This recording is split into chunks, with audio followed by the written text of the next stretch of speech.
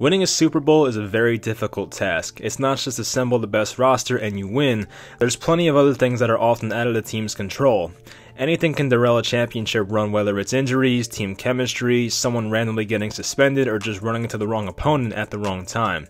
With that being said, there have been teams over the years that have had plenty of talent to win a championship, but unfortunately never did. So here's a list of some teams that should have won a Super Bowl. Before we get started, this isn't meant to be a list for just one season. For example, the 2007 Patriots won't be on this list because they've won many other times during the Brady and Belichick era. This list is meant only for teams that haven't won a championship recently during a certain era or just a certain time frame. The 2009 Minnesota Vikings. After Brett Favre's one season with the Jets, he retired, then as we know, wanted to keep playing again. It was the Vikings that signed Favre for a 2-year, $25 million contract. Looking back on it, the deal was quite a bargain for Minnesota because Favre nearly won MVP that season, throwing for over 4,200 yards and a 33-7 touchdown to interception ratio. They had amazing weapons on offense like prime Adrian Peterson and then receivers like Sidney Rice and Percy Harvin. On defense, they had some really good players, whether it was Jared Allen, who had 14.5 sacks that year, Ray Edwards, Chad Greenway, E.J. Henderson, Cedric Griffin, and Antoine Winfield. With Peterson rushing for just under 1,400 yards and Favre playing at an MVP level, the Vikings had a potent offense and a defense that ranked 10th in the NFL in points allowed. The Vikings started the season 10-1 and finished the year at 12-4. They received the first round bye in the 2009 playoffs, which led to a divisional round matchup with the Cowboys. They dismantled Dallas on both sides of the ball, sacking Tony Romo 6 times and putting up 34 points on offense. Favre threw for 4 touchdowns and had a passer rating of 134 against Dallas, and then they went on to face the Saints at New Orleans. The NFC Championship game against New Orleans is probably a game that still gives Vikings fans nightmares. The team lost 3 fumbles, one by Percy Harvin, one by Bernard Berrien, and one by Brett Favre, although it looked to be Adrian Peterson's fault. And of course, with 19 seconds remaining on the Saints' 38-yard line, Favre makes a rookie mistake, throwing across his body, running to his right, and the ball was intercepted by the Saints' Tracy Porter. This took the potential game-winning field goal attempt away from Ryan Longwell and forced overtime. In overtime, it was more of the Vikings beating themselves, this time on defense. A very interceptable ball was dropped by Vikings safety Tyrell Johnson. Then a few plays later, Ben Lieber had a pass interference call against him that put the Saints in field goal range. With the old overtime rules, it was the first team to score, and a 40-yard kick from Garrett Hartley sent the Saints to the Super Bowl. Favre would return for the 2010 season, but that did not go so well. The Vikings would go 6-10 and miss the playoffs. The Vikings have had some talented teams since '09, but they have not been able to make a Super Bowl appearance since. The 2015 Arizona Cardinals. So this Cardinals team was interesting. Their quarterback was a former first overall pick on his 3rd team, coming off an ACL tear, and is 35 years old now. Their top receiver was a 32-year-old future Hall of Famer that had 3 straight seasons under 1,000 yards, and many people thought his career was basically over. A year prior, in 2014, the Cardinals started off 8-1, but an ACL injury to Palmer put a damper on competing for a Super Bowl. 2015 was one of the 2 seasons where they get a healthy Palmer, and they almost made the most out of it. They were tremendous in the regular season, going 13-3 and locking up a first-round bye. Palmer played at a near MVP level, Larry was playing like a Hall of Famer once again, and John Brown was a deep threat that kept safeties honest. They also had a good running game with Chris Johnson and David Johnson as well. On defense, they had a very talented group. It was Patrick Peterson, Tony Jefferson, and Tyrann Mathieu manning the secondary, athletic linebackers like Deion Buchanan and Kevin Minter manned the middle, and guys like Calais Campbell, Marcus Golden, and a 35-year-old Dwight Freeney offered the pass rush. In the divisional round, they met with the Green Bay Packers at home, which offered one of the most epic playoff games in recent memory. On 4th and 20 inside their own 5-yard line, it looked like this game was in the bag, but heroics by Aaron Rodgers and Jeff Janis sent this game to overtime. The Cardinals would luckily win one of the weirdest coin tosses in sports history, but on the first play of overtime, Carson Palmer did his best Lamar Jackson impersonation, hitting Larry Fitzgerald, who picked up 75 yards. 2 plays later, Fitzgerald found the end zone on a shovel pass, and the Cardinals were just 1 win away from going to the Super Bowl. As mentioned earlier, sometimes you just run into the wrong opponents, and that's probably what happened with the Cardinals here. The only thing standing between them and the Super Bowl was a record-breaking 15-1 Panthers squad led by MVP Cam Newton. This game was in Carolina and went just about as bad as it could for Arizona. Carolina started out up 17-0 and the turnovers kept piling up for the Cardinals. Carson Palmer was responsible for 6 turnovers and Patrick Peterson had a critical fumble on special teams when they were trailing by only 10. After that, the Panthers put up 17 unanswered, and Cam dominated throughout with its 4 total touchdowns and a 117 quarterback rating. This team for the Cardinals was stacked talent-wise, but unfortunately, they ran into the wrong opponent at the wrong time. The next season, Arizona would miss the playoffs and go 7-8-1, and they have not been back since. The Atlanta Falcons from 2008 to 2012 and 2016. Some teams have shorter windows than others. For instance, the previous teams we discussed had aging quarterbacks, so they only had a couple of chances to win a ring. As for a team like the Falcons, they had about 5 legitimate chances of winning a championship, but came up short every time. We start in 2008 with a rookie Matt Ryan as quarterback. The Falcons started 4-3 that season, but finished the year 7-2 and looked to make some noise in the playoffs. They traveled to Arizona to face the Cardinals, and it didn't start so well. Matt Ryan's first career playoff pass was an interception, but the Falcons still took a 17-14 lead into halftime.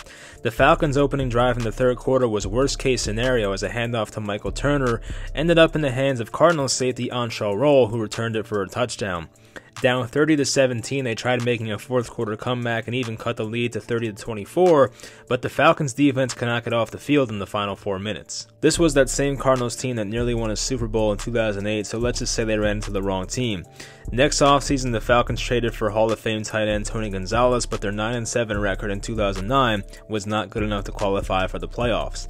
In 2010, the Falcons went 13-3 in the regular season and secured a first-round bye. Well, once again, they ran into the wrong team. Their opponent was the Green Bay Packers, who went on to win the Super Bowl just a few weeks later. They absolutely pummeled Atlanta, winning 48-21 on the road. Atlanta did have a 7-0 lead, then a 14-7 lead, but the wheels fell off after a Matt Ryan red zone interception towards the end of the second quarter. The biggest killer, however, was a pick six with 10 seconds to go before the half by Tramon Williams. After that huge mistake, this game was essentially over. In 2011, the Falcons traded up to take Julio Jones 6th overall, making their offense look unstoppable on paper. They had Matt Ryan, Tony Gonzalez, Julio Jones, Roddy White, Michael Turner, and a middle-of-the-pack defense. They couldn't not win a championship, right? Well, they would go 10-6 to earn a wildcard spot in the regular season, then it was on to MetLife to play the Giants in the wildcard round. Once again, this was a Giants team that went on to win the Super Bowl a month later, so this means out of Atlanta's 3 playoff losses, all 3 went on to represent the NFC in the Super Bowl. Due to a couple of huge fourth down stops by the Giants defense and a good day through the air by Eli Manning and company, it was an easy 24-2 victory for New York. The 2012 Falcons would give it their best shot yet, going 13-3 in the regular season once again. They earned a bye in the first round but had to face Seattle at home in the divisional round. This was a nail-biter of a game, and Falcons kicker Matt Bryant kicked a game winner from 49 yards out and down 1 to give Atlanta a much-needed playoff win for the first time during the Matt Ryan era. In the NFC Championship game, they'd go on to face Colin Kaepernick and the San Francisco 49ers. The Falcons jumped out to a 17-0 lead, and at one point in the second quarter, Julio Jones had 120 receiving yards while the Niners had -2 total yards on offense. Atlanta took a 24-14 lead into the locker room, but after that it was all San Francisco, who put up 14 unanswered points in the second half. The Niners were handing this game to Atlanta, but they could not take advantage. Niners kicker David Akers missed a 38-yard field goal, and later Michael Crabtree fumbled on the 1-yard line of Atlanta on a great play by Dante Robinson. With just over a minute left and in the red zone, the Falcons could not convert, and the Niners would go on to make the Super Bowl. To recap, that's 4 playoff losses in 5 seasons, and every team they lost to went on to the Super Bowl, and 2 of those teams winning the whole thing. In that offseason, the Falcons had to extend Matt Ryan, which took up some cap space, and in 2013, Roddy White and Julio Jones were often injured, and it ended in a 4-12 season. The Falcons from 2013 to 2015 didn't have a season above 500, but as we know in 2016, they made their way all the way back. With an MVP season from Matt Ryan and the best offense in football, the Falcons finally made the Super Bowl. They no longer had Tony Gonzalez, Roddy White, or even Michael Turner, but they still had Matt Ryan and Julio Jones remaining. It looked like the Falcons had finally did it. A 25-point lead with just over 17 minutes to go in the game. It looked like Atlanta had finally won their championship during the Matt Ryan era. As we know, the Patriots came all the way back and won in overtime, which is known as the biggest blown lead in Super Bowl history. In 2017, the Falcons would lose to the Eagles in the divisional round, which is another team that went on to win the Super Bowl, and the Falcons themselves have not made the playoffs since. Maybe Atlanta is just cursed, I don't know. The San Diego Chargers from 2004 to 2009. When you have a core of Drew Brees and Phillip Rivers along with LaDainian Tomlinson, Antonio Gates, Donnie Edwards, Quentin Jammer, Sean Merriman, and Sean Phillips, you're probably expected to win at least one championship. From 2004 to 2009, the Chargers made the playoffs 4 times out of 5 seasons, but never a Super Bowl appearance. In 2004, the Chargers went 12-4 in the regular season. Drew Brees and LaDainian Tomlinson were dominant that season, and their defense was ranked 11th in the NFL in points allowed. Unfortunately, they lose to the Jets in the wildcard round 20-17. The Chargers did force overtime when they were down 17-10 with 11 seconds to go, and after winning the coin toss in overtime and receiving, all San Diego needed was a 40-yard field goal from Nate Kading, but he missed it wide right. Later, the Jets, unlike the Chargers, would make a game-winning field goal right before overtime expired, and the Jets would advance and the Chargers would go home. In 2005, they would go 9-7 but missed the playoffs, and they lose Drew Brees to a historic shoulder injury that ultimately ended his Chargers career. 2006 would see the Chargers go a league best 14-2 and of course a first round bye. They'd face the New England Patriots at home in the divisional round, and like 2004, it was a heartbreaking playoff loss at home. With 8:35 left in the game, San Diego took a 21-13 lead. With just over 6 minutes left, it looked like Tom Brady threw a very costly interception, and Marlon McCree, who had possession, fumbled the ball due to Patriots receiver Troy Brown knocking it away, and the Patriots retained possession. Remember that guy Nate Kading who lost the 2004 playoffs for San Diego? Well, here he is again with a chance to send this game to overtime with a 54-yard field goal attempt, and just like that one against the Jets, it was wide right and the season was over. LaDainian Tomlinson took exception to some Patriots players dancing on the field after it was over, which would set the stage for what would happen next season. Marty Schottenheimer was fired as head coach, which did not sit right with some Chargers players, but they'd still go 11-5 in 2007 with Norv Turner as a first-year head coach. The Chargers had to play in the wildcard round and beat the Titans 17-6. In the divisional round, they beat the Colts in Indianapolis, but it came at the expense of an injured Phillip Rivers and LaDainian Tomlinson. Rivers had a torn ACL and meniscus while Tomlinson tried to play through a hyperextended knee, but he eventually benched himself because he figured Michael Turner, their backup, gave them the best chance to win. They went on to face the New England Patriots in the AFC Championship game, and they'd intercept Tom Brady 3 times on defense, but they were not able to find the end zone while they were on offense. Nate Kading was 4 for 4 on field goals, and the Chargers found themselves down 14-12 to start the fourth quarter. Those 17-0 Patriots did not get by too easily, but the injured Chargers offense was not good enough at that point to put up enough points despite their defense playing pretty well. In 2008, they would go 8-8, but that was good enough for first place in the division. They'd once again beat the Colts, this time in overtime, and they'd go on to face the Pittsburgh Steelers at Pittsburgh in the divisional round. They would lose 35-24 as the Chargers established no running game, while Willie Parker and the Steelers offense destroyed them on the ground. That same Steelers team would go on to win the Super Bowl against Arizona just a few weeks later. In 2009, they had one more go at it, going 13-3 and earning a first-round bye. We've heard this story before, and obviously it does not end well.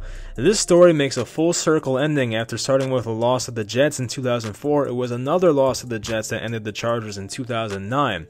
The Jets intercepted Phillip Rivers twice and had a huge 53-yard touchdown run by Jets running back Sean Green that would change the momentum of that game. In 2004, we saw Nate Kading miss a game-winning field goal attempt in overtime versus the Jets, and 5 years later, he would go 0 for 3 on field goal attempts against them. They lose that game 17-14, and if Kading made just one of those 3 attempts, the result of the game could have been different. The Chargers were dominant during this time frame and always had good rosters, but something always seemed to go wrong for them, unfortunately. The 2015 Carolina Panthers. This team was arguably the most dominant team of this past decade. They were 15-1 in the regular season and outscored their opponents 500-308. Quarterback Cam Newton won MVP and had 45 total touchdowns, and they ranked 6th in total defense. This team included many veterans, so it wasn't the longest window, but they'd make 4 playoff appearances from 2013 to 2017. This 2015 Panthers squad included guys like Cam Newton, Greg Olsen, Jonathan Stewart, Ted Ginn, Luke Kuechly, Thomas Davis, Kurt Coleman, Roman Harper, Josh Norman, K'Wan Short, and other great veterans like Jared Allen, Charles Tillman, and Cortland Finnegan. They absolutely dominated the regular season, and their one loss was at Atlanta in Week 16. After their first round bye, they'd face the Seahawks at home in a divisional round. They'd get out to a 31-0 lead, but ended up winning that game 31-24. Next, they'd face the Cardinals, a team that we talked about earlier, and the Panthers destroyed them 49-15 to make it to the Super Bowl. They'd face a clearly washed Peyton Manning, but a scary Broncos defense that ranked 4th in the NFL during the regular season and was playing out of its mind during the playoffs. Cam Newton was sacked 6 times, but even with all those struggles on offense, they found themselves down 6 points with 4 minutes to go and the ball in their possession. This drive would give us the infamous Cam Newton backing away from the loose ball video during the Super Bowl, and Denver would take over in Panther territory to ice the game. They'd make the playoffs one more time during the Cam Newton era in 2017, but it resulted in a wildcard loss to the Saints. Well, that'll do it. Those are 5 recent teams that I believe were talented enough to win a Super Bowl. Unfortunately, things did not go their way. Some honorable mentions for me are the Tony Romo-led Cowboy teams and some Colts teams that were during the Andrew Luck era. Let me know some teams that you think I missed out on that should have won a Super Bowl based off the rosters they had. I hope you enjoyed this video, and I'll talk to you next time.